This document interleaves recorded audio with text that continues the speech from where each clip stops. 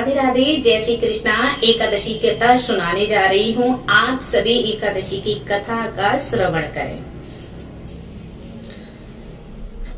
भगवान श्री कृष्ण बोले, महाभाग धर्म नंदन, सुनो, तुम्हें इस समय वह प्रसंग सुनाता हूँ जिसे राजा मानधाता के पूछने पर महात्मा वशिष्ठ ने कहा था। फागुन शुक्ल पक्ष की एकादशी का नाम आमले की एकादशी है। इसका पवित्र व्रत विष्णु लोक की प्राप्ति कराता है।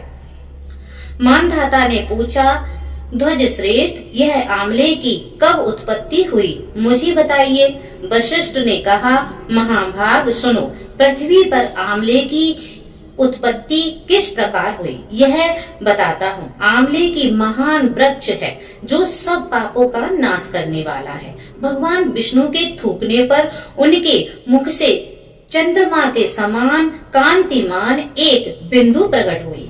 वह बिंदु पृथ्वी पर गिरी। उससे आमले की उत्पत्ति हुई, वृक्ष उत्पन्न हुआ। यह सभी वृक्षों का आदिभूत कहलाता है। इसी समय समस्त प्रजापति की सृष्टि करने के लिए भगवान ने ब्रह्मा जी को उत्पन्न किया। उन्हीं से इन प्रजाओं की सृष्टि हुई। देवता, दानव, गंधर्व, यक्ष, राक्षस, नाग तथा निर्मल अथय करण वाले महर्षियों को ब्रह्मा जी ने जन्म दिया। उनमें से देवता और ऋषि उस स्थान पर गए जहाँ विष्णु प्रिया आमला का वृक्ष था। महाभाग उसे देखकर आश्चर्य में पड़ गए। वे एक दूसरे पर दृष्टिपात करते हुए पूछने लगे, वृक्ष की ओर देखने लगे और खड़े खड़े सोचने लगे कि आदि वृक्ष तो पूर्व कल्प की हैं, भांति हैं, जो सबके सब हमारे परिचित में हैं, किंतु इस वृक्ष को हम नहीं जानते। उन्हें इस प्रकार चिंता करते हुए आकाशवाणी हुई, महर्षि, यह सर्वश्रेष्ठ आमले का वृक्ष है जो विष्णु को प्रिय है। इसके स्मरण मात्र से गौदान का फल प्राप्त होता है। स्पर्श करने से इससे दूना और फल भक्षण करने से दुगना पुण्य प्राप्त होता है। इसीलिए सदा प्रत्यय पूर्वक आमले का सेवन करना चाहिए। यह सब पापों को हरने वाला वैष्णव वृक्ष बताया गया है। इसके मूल में विष्णु, उसके ऊपर ब्रह्मा, स्कंद में परमेश्वर भगवान रुद्र, शाखाओं में मुनि, टहनियों में देवता, पत्तों में पशु, फूलों में मरुधुड़ गण तथा फलों में समस्त प्रजापति वास करते हैं। आमला की सर्व देवमयी बताई गई है। अतः विष्णु भक्त पुरुषों के लिए यह परम पूज्य है। ऋषि बोले, स्वरूप से बोलने वाले महापुरुष, हम लोग आपको क्या समझे, आप कौन हैं, देवता हैं या कोई और, हमें ठीक ठीक समझाइए। आकाशवाणी हुई, जो संपूर्ण भक्तों के कर्ता और समस्त भुवनों के इष्ट हैं, उन्हें विद्वान पुरुष भी कठिनता से प्राप्त करते हैं। देवध्वज भगवान विष्णु का कथन सुनकर उन ब्रह्म कुमार महर्षियों के नेत्र आंसुओं से चकित हो उठे। उन्हें बड़ा विषय हुआ। वे आदि अंत रहित भगवान की स्तुति करने लगे। ऋषि बोले, संपूर्ण भक्तों के आत्मभूत आत्मा एवं परमात्मा को नमस्कार है, अब प्रणाम है।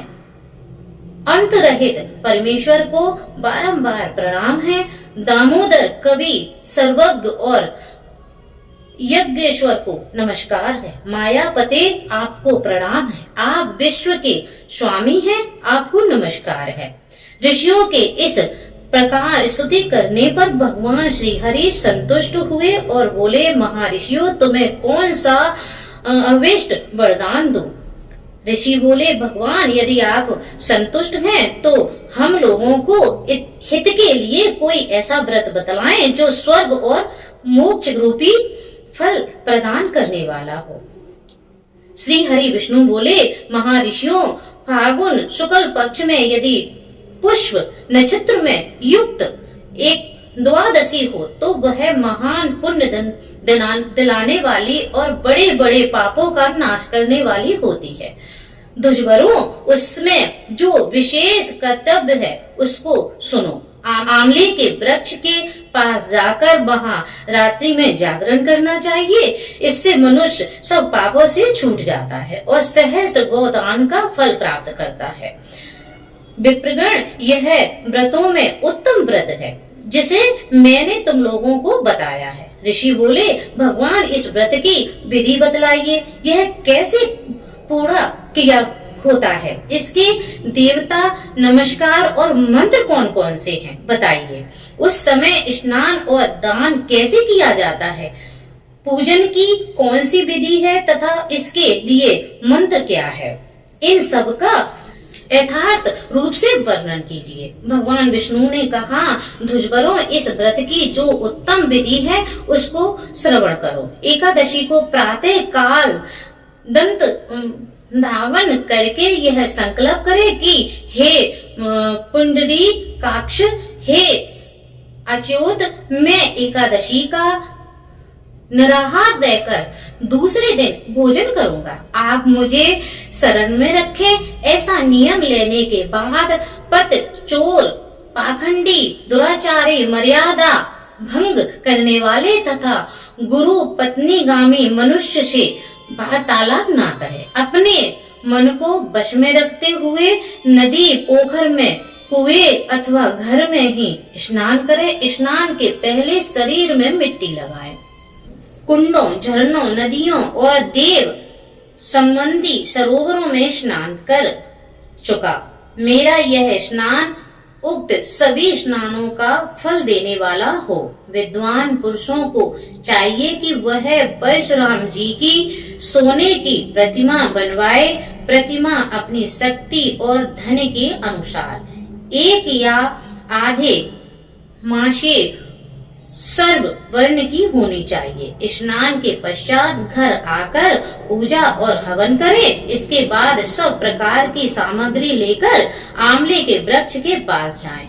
वहां वृक्ष के चारों ओर की जमीन झाड़ पोहार लीप पोत कर शुद्ध करें। शुद्ध की हुई भूमि में मंत्र पाठ पूर्वक जल से भरे हुए नवीन कलश की स्थापना करें।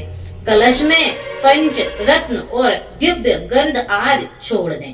कंठ में फूल की माला पहनाएं। सब प्रकार की धूप की सुगंध फैलाएं। जलते हुए दीपकों की श्रेणी सजाकर रखें।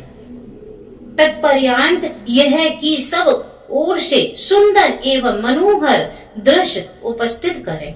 पूजा के लिए नवीन छाता, जूता और वस्त्र भी मंगवाकर रखें। कलश के ऊपर एक पात्र रखकर उसे दिव्य और उसके ऊपर स्वर्णमय परशुराम जी की स्थापना करें। जगदीश्वर श्री विष्णु स्वरूप परशुराम जी, आपको नमस्कार है, नमस्कार है। आंवले के फल के साथ दिया हुआ मेरा यह अर्श ग्रहण कीजिए। तदंतर भक्ति युक्त चित्त से जागरण करें। नियुत संगीत, वाद, धार्मिक उपाख्यान तथा श्री विष्णु संबंधी कथा वार्ता आदि के द्वारा वह रात्रि व्यतीत करे। उसके बाद भगवान विष्णु के नाम लेकर आंवले की वृक्ष की परिक्रमा 108 या 28 बार करे। फिर सवेरा होने पर श्री हरि की आरती करें। ब्राह्मण की पूजा करके वहां की सब सामग्री उसे निवेदन कर दें। परशुराम जी का कलश, 2 वस्त्र, जूता आदि सभी वस्तुएं दान कर दें और यह भगवान परशुराम जी के स्वरूप में भगवान विष्णु मुझ पर प्रसन्न हो। तत्पश्चात आमले की का स्पर्श करके उसकी दक्षिणा करे और स्नान करके बाद में विधि पूर्वक ब्राह्मणों को भोजन करवाएं। तदंतर कुटुंबियों के साथ बैठकर स्वयं भी भोजन करे। ऐसा करने से जो पुण्य होता है वह सब बतलाता हूँ, सुनो। संपूर्ण तीर्थों के सेवन से जो पुण्य प्राप्त होता है तथा सब प्रकार के दान देने से फल मिलता है वह सब उपयुक्त विधि के पालन से सुलभ होता है। समस्त ज्ञानियों की अपेक्षा भी अधिक फल मिलता है, इसमें तनिक भी संदेह नहीं है। यह व्रत सब व्रतों में उत्तम है, जिसका मैंने तुमसे पूरा पूरा वर्ण किया है। वशिष्ठ जी कहते हैं, महाराज इतना कहकर देवेश्वर भगवान विष्णु वहीं से अंतर्ध्यान हो गए। तत्पश्चात उन समस्त महर्षियों ने उक्त व्रत का पूर्ण रूप से पालन किया। जय श्री कृष्णा, राधे राधे। इस तरह से भगवान विष्णु की आमला एकादशी की कथा सुनकर आप भी व्रत का नियम पूर्वक पालन करें। जय श्री कृष्णा, राधे राधे।